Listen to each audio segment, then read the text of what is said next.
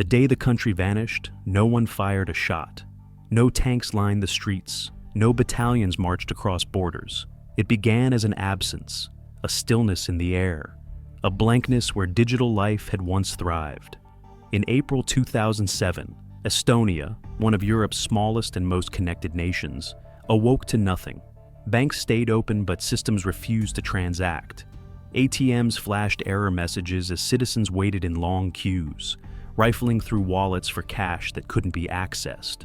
Grocery stores turned away customers unable to pay with cards.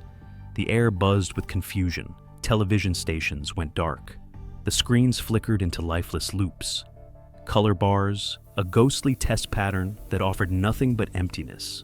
In the Parliament building, monitors remained frozen on desktop wallpapers. Mice no longer moved. Screens stayed lifeless. Government websites had disappeared. No homepage, no ministry portal, no public email address to call. The world watched, perplexed. Here was a country with no borders crossed, no flag lowered, yet effectively under siege. The assault wasn't physical. It came through wires, undersea cables, and satellites. Homelands turned into digital ghost towns. Firewalls buckled, servers crashed, routers failed under digital weight. Tens of thousands of computers, from Estonia and beyond, had been subverted. They became weapons in a silent war. By noon, the hum of data had stopped. Gone were the financial feeds, the police dispatches, the school networks. Buses halted at empty terminals. Subways paused in the dark. Traffic lights froze at intersections. Doctors and hospitals scribbled notes on paper. Parents called schools to ask if students were safe. No digital attendance list could speak. News outlets reverted to printed editions, hand-delivered. Radio stations broadcast static between sign-offs. For 3 days, Estonia lived without its digital muscles. For a week, it staggered under the weight of inaccessibility. The hum of the digital had become a new form of life, and its absence felt like physical violence. The country had been held hostage, not by a visible army, but by invisible code. A wave of denial of service attacks had crippled networks, shut down public services, and paralyzed daily life. And yet, there was no enemy within sight, no checkpost, only servers denying requests.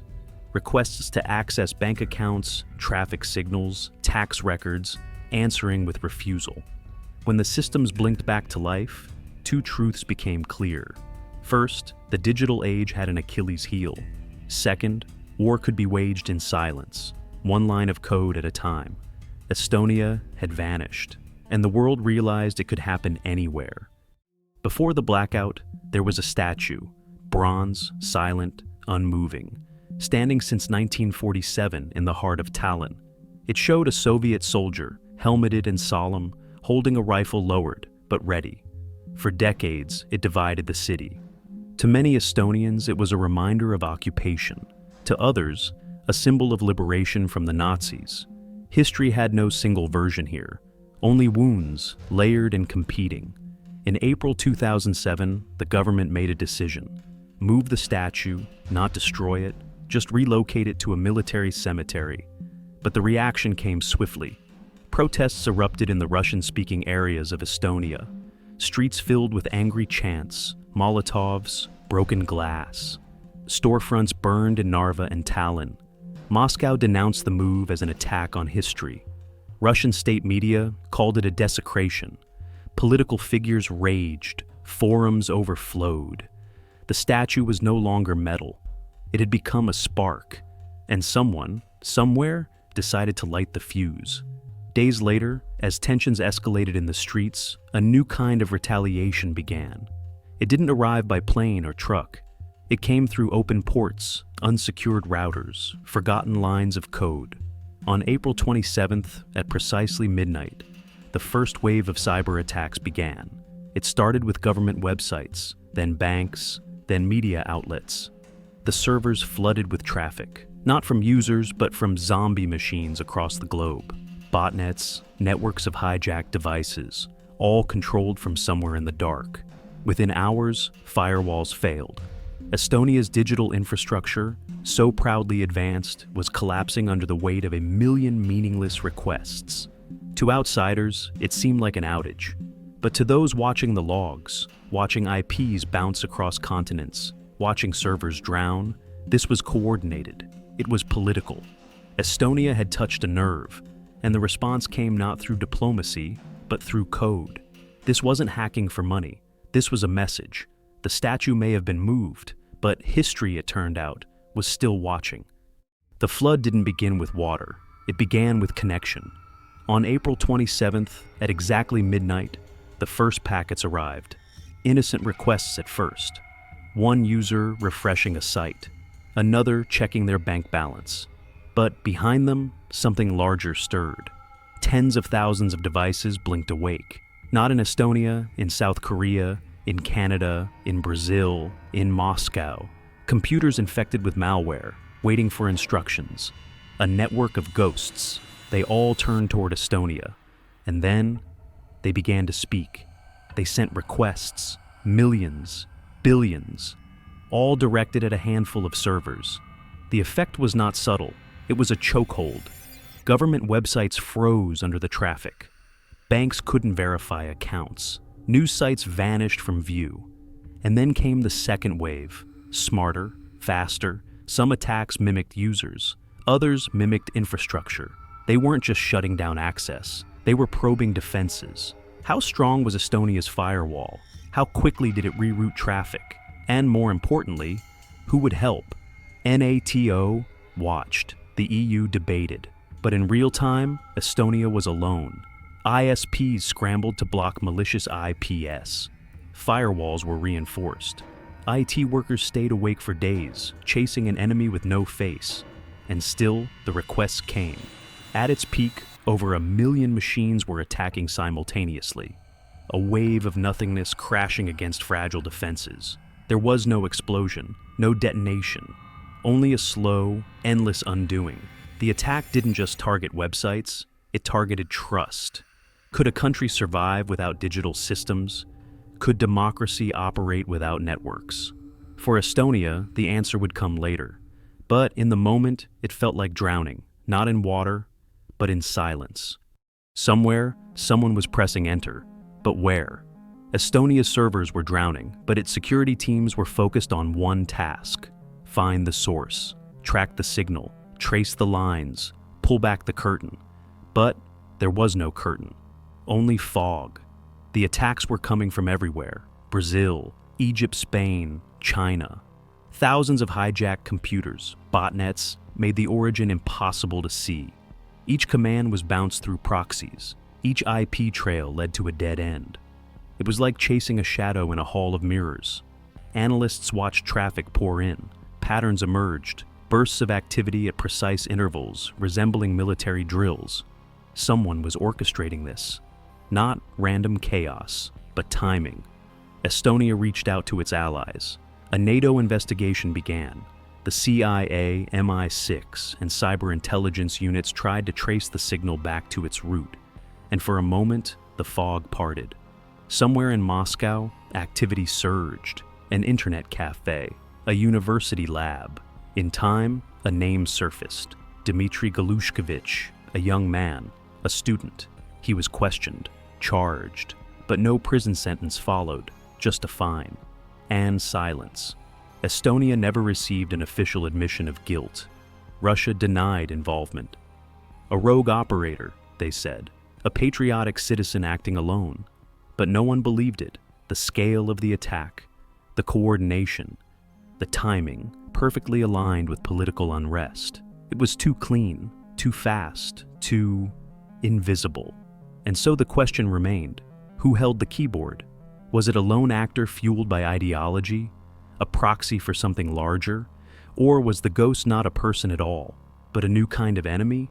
One born from systems, from disinformation, from a state that no longer needed soldiers to wage war. Estonia never received an answer, but it didn't matter. The damage had been done, and the ghost had already moved on. The collapse wasn't sudden. It crept in, one department offline, then another. The Estonian people had built a society of light, digital, efficient, seamless. But the light had gone out. Hospitals couldn't access patient records. Appointment systems crashed. Blood banks operated manually. Charts scribbled. Files pulled from drawers. Pharmacies couldn't fill prescriptions. Doctors issued handwritten notes like it was 1970. The banking sector was no better. Cards stopped working. Transactions froze mid-transfer. Customers flooded into physical branches, seeking answers from overwhelmed clerks. But the computers were dark. News agencies couldn't publish online. Television reverted to analog broadcasting. Journalists printed emergency papers in underground presses. They were handed out at street corners like resistance leaflets. The parliament was paralyzed. No digital voting, no document access. Ministers scribbled notes in meetings by candlelight. The city of Tallinn moved slower. Traffic lights malfunctioned. Public transportation halted. Routes severed by missing signals. Schools dismissed early. Parents waited in parking lots. Radios tuned to static. Life did not stop, but it frayed. Estonia had designed itself to be agile, modern, paperless. And now, paper was all that was left. A country reduced to ink and guesswork. For days, no one slept. IT workers camped in server rooms. Government officials fielded calls from panicked citizens. And behind it all, a silence, unrelenting, electric. It wasn't just inconvenience, it was existential. What happens when a society dependent on digital infrastructure realizes how fragile that dependency is? Not just data, but trust. And in that void, a deeper fear took root. If this could happen to Estonia, tech-savvy, compact, well-governed, it could happen to anyone, any country, any city. One keystroke away from collapse. Estonia did not collapse. It adapted. In the middle of digital ruin, it began rebuilding, line by line, block by block. The Estonian Computer Emergency Response Team, a small group of analysts and engineers, became the nation's front line. They had no uniforms, no command center, just keyboards, and time running out. They worked in silence, blinking through code, watching waves of false traffic pour in like floodwater through a broken dam. Every request logged, every breach traced. They couldn't stop the attacks, but they could slow them. Firewalls were built in real time. Obsolete routers were cut off. Servers were isolated, sacrificed if needed to protect the core. Within days, Estonia had blocked entire swaths of foreign internet traffic. Not ideal, not precise, but it kept the systems breathing. Calls went out to neighboring countries, Finland, Sweden, Germany. Cybersecurity experts flew in, bringing patches, scripts, hardware. A NATO delegation arrived, too late to stop the attack, but just in time to study it. This was something new, a test, a blueprint, and Estonia, small, young, alone, was writing the manual in real time.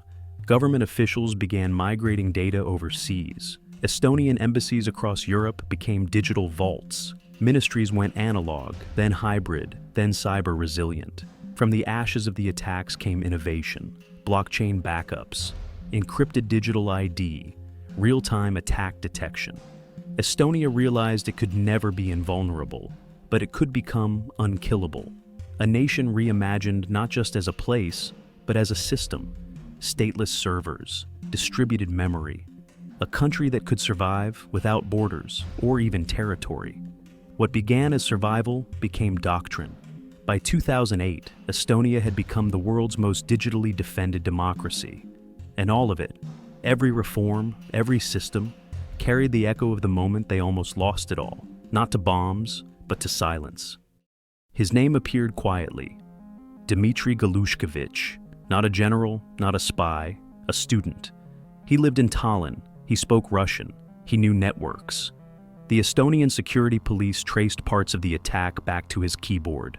The logs aligned, the timing matched. He was arrested, fined, released, no trial, no prison.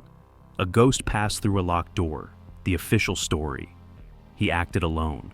A protest. A symbolic retaliation. But it didn't add up. Estonia had been bombarded by more than 1 million machines. Attacks staggered in waves, coordinated, complex, disciplined. Not the work of a lone teenager, not in 2007. Investigators followed the threads. Some led to internet cafes in Moscow, some to nationalist forums on the deep web, some vanished into encrypted silence. The deeper they dug, the more the lines blurred. Was Galushkevich a symbol or a scapegoat? Was he the one who typed the first line of code, or just someone who clicked send when asked? Estonia suspected more. Russian officials denied everything. They framed the narrative as hysteria. No evidence, no harm, no foul. And the world moved on. But Estonia didn't forget. The figure behind the keyboard remained undefined. An outline without a face. A whisper in a server room. Even today, no one can say for certain who launched the first cyberwar, only that it happened. That somewhere, in the darkness between proxies and payloads, someone pulled the strings. Maybe it was Dmitri, or maybe it was the new shape of conflict. Decentralized, deniable, everywhere. Not a person, but a strategy. Not a soldier, but a signal. Estonia did not erase the attack. It engraved it. In the years that followed, it became the first nation to treat cyberspace as territory. Not just a tool, but a place worth defending.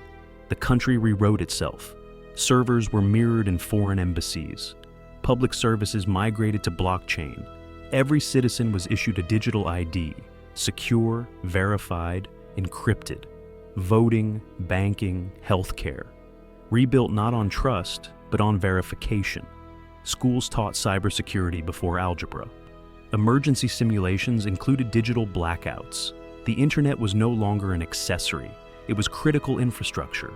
Estonia became a fortress, but not one of walls, of protocols. In 2018, it launched the world's first data embassy, sovereign digital soil, backed by treaties, held on foreign land. The message was clear: we will not vanish again. When NATO created its Cyber Defense Center, it was in Tallinn, not Brussels, not Washington. Tallinn. The place where the first blow had landed, the place that turned that blow into armor. Today, Estonia still remembers the days when silence fell, when hospitals lost data, when ministries lost contact, when the future was pulled offline. But it also remembers what came after. That fear didn't win, that a digital nation can reboot, not just systems, but its soul. You won't find monuments to the 2007 attacks. No statues, no plaques. But you'll find it in the code, in the way websites load, in the signatures that verify your vote, in the invisible handshakes between servers. Estonia doesn't speak of the ghost that once held it hostage. It speaks through what it built after. And in that silence, it speaks louder than anyone.